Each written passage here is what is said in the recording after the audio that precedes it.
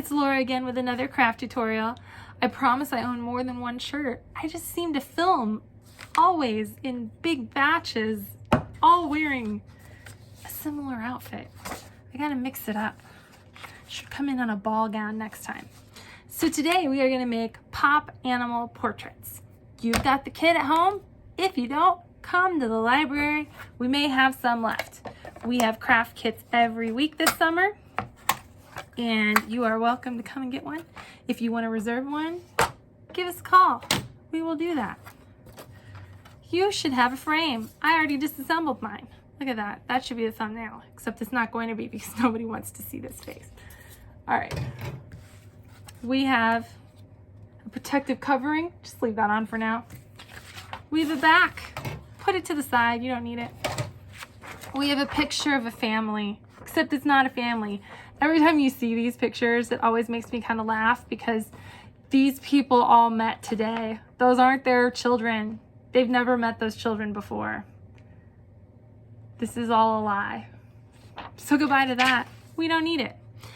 So you will have in your kit a printed page like this. It'll be any color. It will have kind of a texture to it. Not actually a touchable one, but a printed one, see? And you will have an extra blank piece of paper in another color. And then you will have a picture of an animal that has already been printed out like that for you. It won't be this animal. You can use the one we gave you. It'll probably be like a wild animal, like a lion or a giraffe or an elephant. Maybe it'll be a mix. I don't know what I'm gonna do. Haven't done it yet. You're gonna have that you can use, or you can make your own. So if you're using my sample animal that I gave you, disregard this part. We'll pick back up and I'll tell you what to do next. If you are doing your own animal, what you want to do is take a picture of your pet, cut out the outer edge so that it's no background, just pet. Then scan it on a copy machine or on your computer, make it black and white, increase the contrast and the brightness. This is all on your paper, don't worry. It's all on your paper. Read your instructions if you're confused. Then print it out again. So you will have increased brightness, increased contrast, and it will be black and white. This right here is my dog. Her name is Piper. She just turned a year old, like a week and a half ago. She's a baby and I love her. She has one blue eye and one brown eye in real life. Right now it looks like both her eyes are blue because this paper is blue. She is a baby angel. And if you come to the library and want to see pictures of her, I have so many Piper pictures, always. She's my baby. Okay. So you'll have printed out a picture like this. Then, and this includes you, people who are using the sample photo, get yourself some scissors and cut out your pet. Now what I'm gonna do here is I'm gonna leave this margin the way it is. I'm gonna cut out along here, and then I'm gonna leave this margin the way it is, and then we'll come back to that. We'll trim that eventually, but we're not gonna trim it now to start with, because if we do it to start with like this, it will be harder to connect everything when we go to stick it to the background. Now you can be as obsessive with your cutting out process as you want to be.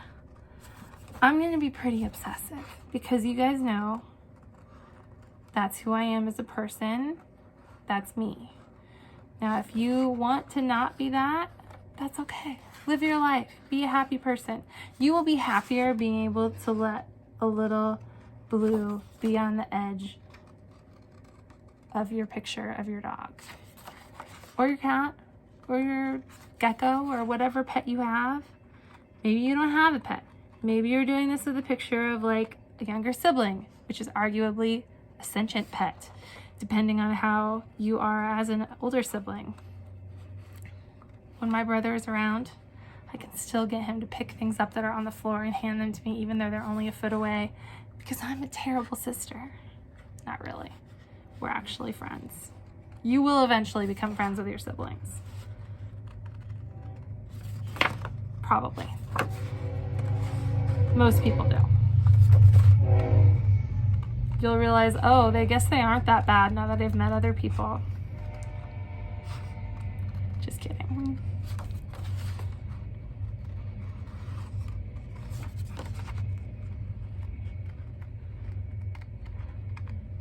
Just gonna smile to myself and cut this out, thinking of all the horrible things that I did to my brother when we were tiny.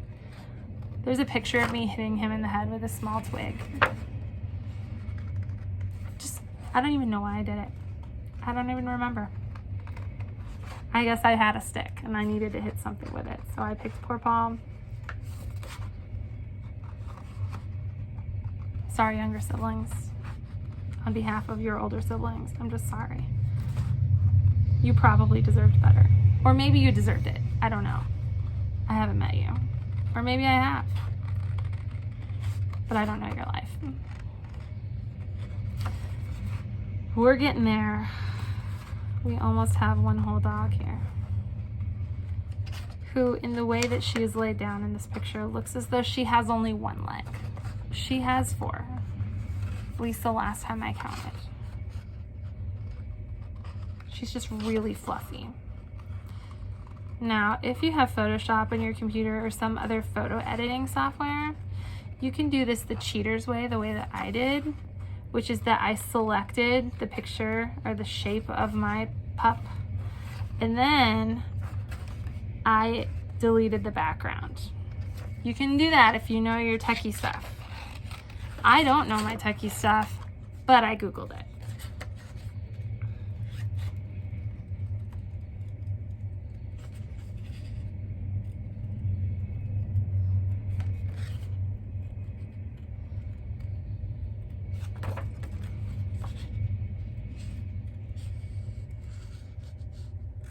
Okay. Pup. You don't need this. You do need this. So what we're gonna do is we're gonna put a pup there. See how your little margins can line up? You wanna line the line up there if you can. That's fine if you can't. It's not that big of a deal. I'm gonna kind of do that visually here, as opposed to, I don't know, auditorily. So that's kind of what I'm looking for here. Now, you have this clear piece right here. Slap that over the top of your picture. Line it up with edges so that you can see what will be covered by your picture.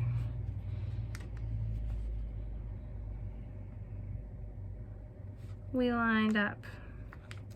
Then I'm just gonna use a little pencil and just kind of trace out what I'm gonna trim off here. Did that even right? No, because this pencil is broken. Back to the colored pencil that I always end up with.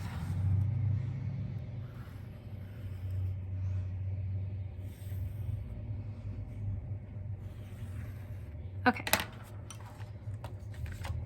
We trim. Now, we trim.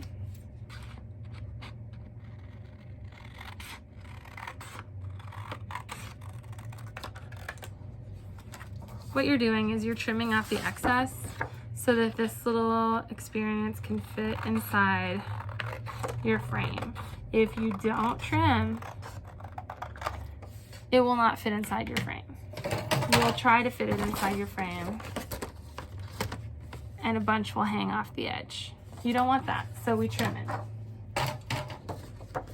So we trim in here.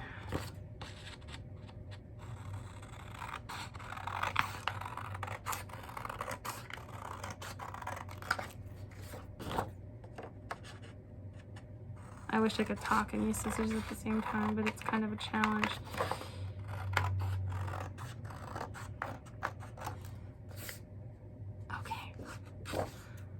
I need to trim this too.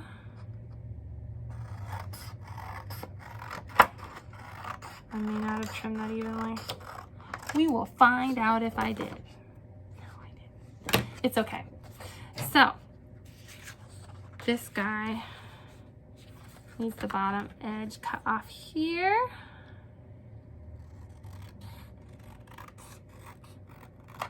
Bam. Edge is trimmed. So what you're gonna do now is get your friendly neighborhood glue stick or any glue you have, spray adhesive if you have spray adhesive, anything that makes you happy, and you're gonna glue the back of your picture. All kinds of glue here. Unless it's liquid glue, in which case, very fine layer of glue.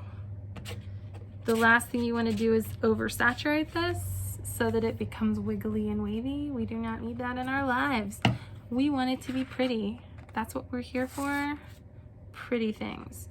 So then you're gonna line up your picture the way we did before, with the ends as even as we can make them. Smooth it out as much as possible. And then you have your doggo glued to this. Now I use blue for my dog because my dog's coat color is called Bi Blue. So she's a little blue dog. Little baby blue dog. Sorry, I just really love my dog. Not even sorry. I love my dog.